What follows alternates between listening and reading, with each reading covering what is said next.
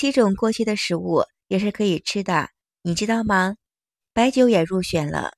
另外几种食物，也不要以为过期不能吃丢掉了，那比较浪费。大家好，我是小林，欢迎来到我的频道。今天给大家详细的说一说，聊一聊过期的食物也是可以吃的。日常生活中，我们经常会遇到过期的食物，很多人第一反应就是扔掉，觉得吃了过期的食品会对健康有害的。但是实际上，吃了过期的食品对健康确实有害，但是有的食物过期了还是可以吃的，它们的口感和营养价值没有打折扣的。今天我们来聊一聊过期可以吃的食物。1. 红酒。前几天家里面有一瓶红酒过期保质期好几年，结果老爸一看，瞬间用来浇花。关于红酒过期，认为浇花保质期不能喝，其实真正的密封好的红酒是没有保质期的。国外的高档红酒随便存放几十年，这样的情况主要是因为食品的标识管理规定的。酒精度在10度以上的葡萄酒不需要标注了保质期，而10度以下的葡萄酒则需要备注了保质期，通常是10年。总体来说，保质期之所以会存在，是因为符合了整个市场的规定的。那么保质期也是红酒界当中说的是饮品，这个阶段的红酒是最好喝的。过了这个阶段，红酒口感会出现了变化，但是不能够影响食用。当然了，开封后的红酒是不能够喝的，也不可以保存。而且红酒的保存也比较重要，需要避光、正光一些的温度储存，大约是10到18度左右。2. 蜂蜜。很多家庭都会有蜂蜜，蜂蜜时间长了会结块、分层现象，很多人认为这是蜂蜜坏了，所以把它扔掉。其实在自然界中被称之为是永不过期的食物。纯天然的蜂蜜呢是很好的，形成了天然的一品无保障。埃及的金字塔曾经发现了3000多年前的蜂蜜，依然能够使用。不过蜂蜜的密封需要避光保存，避免了吸收水分导致的发酵。结晶是葡萄糖析出的自然现象，温水浸泡能够恢复了流动性。需要注意的是，如果蜂蜜泡泡变水或者是有酒精味道，说明变质，这样的情况需要丢掉的。3. 燕麦。燕麦现在很多人都爱吃，对不对？既是营养的好食物，而且吃法比较简单。在这个网络的时代，很多人都喜欢网购，有的时候在某个直播间可能会下发了很多的便宜燕麦片，长时间的吃也吃不完，对不对？自然的时候会出现了过期的情况。一般的麦片保质期在12个月，如果你能够接受的话，过了保质期再吃6个月是没有问题的。燕麦的保质期算是比较长的，但如果长时间的过了保质期没有吃的话，也没有反潮，那么燕麦还是能够吃的，也适合我们的吃法，可以用来做面食、烘焙之类的，像蒸一些燕麦馒头、烙饼、做饼干、做面包都可以。这样不仅不会浪费，而且能够吃到美味的食物，何乐而不为呢？ 4. 食用盐。我们从超市买回家的食用盐，商品的包装上面都会标注了保质期。一般来说，保质期是3年的，通常情况我们在3年之内能够吃完就可以。但是时间长了，吃不完过期了，是不是就要丢掉呢？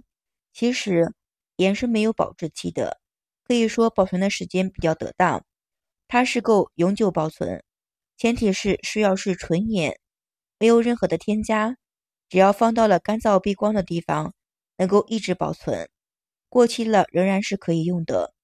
市面上的一些加碘伏或者是调味的盐就另当别论，加碘伏的保质期是18到36个月的，因为碘级的容易挥发。如果是调味盐还有香料的保质期只有6到12个月的，这样吃多了会对身体不好，就不要吃。5. 各种的食用油。小时候家里面收获的很多菜籽油、棉油、芝麻油，全部都会拿出来到油坊去榨油。那么榨好之后，会用各种的瓶子、罐子、桶装的全部收好。榨的油可以吃2到3年没有问题。我们现在买的油虽然有保质期，但是如果存放的比较好，吃几年也没有问题的。保存油的时候，最好要密封保存，避免了油被空气的氧化。同时，我们还要用深色的玻璃瓶，不透光的一些储存，可以防止我们的油变色、油变味儿。如果保存的油闻着有明显的一些异味，一定要扔掉的。如果你家里面是现榨的一些花生油没有炒熟或者榨的油的话，建议大家呢一定要赶紧的吃完。这样的油放得太久，会产生了一些黄曲霉素，而黄曲霉素是1级的致癌物质，一定不能够食用的。6. 茶叶，茶叶只需要密封严实，存个3年5年都不是问题。特别是黑茶、普洱茶，真的是越陈越有味道，越老越有味道，越老越有故事，越值钱。因为它本身带有抗氧化，没有那么容易坏掉的。不过茶的种类不同，那么呢耐存的时间也不同。像绿茶，清新的香味儿容易跑掉，对不对？放久了味道比较淡的，口感不如刚买回来的好喝。茶叶放久能不能喝和好不好喝是两回事。如果是不讲究口感的，放的时间长了也是能够喝的。可是如果讲究口感的，放的时间长是不建议去喝的。7. 小苏打，又叫做碳酸氢钠，很多人用它来清洗水壶，去除异味，做糕点。它是一种碱性的一些盐的物质，在干燥密封的条件下也不会变质，不过它容易吸潮，保存不当的话，遇水会分解成了二氧化碳的河水，影响了我们的效果。判断小苏打是否能够用，有一个方法，加入了柠檬汁或者醋，如果能够产生明显的气泡，说明反应能力还在，这样能够使用的。8. 俗话说1两陈皮1两金，100年陈皮赛黄金，意思是说体现出了陈皮的金贵。陈皮是一种中药，通过了带电的橘子皮晾晒去除一些致增的一些橘子皮，而它的陈皮放置时间比较长，沉淀后它与药物作用，即食的口感会随之增加，所以就有了陈年的100年陈皮的说法。家里如果有时间长的陈皮，不要以为过期就丢掉，不能丢掉的。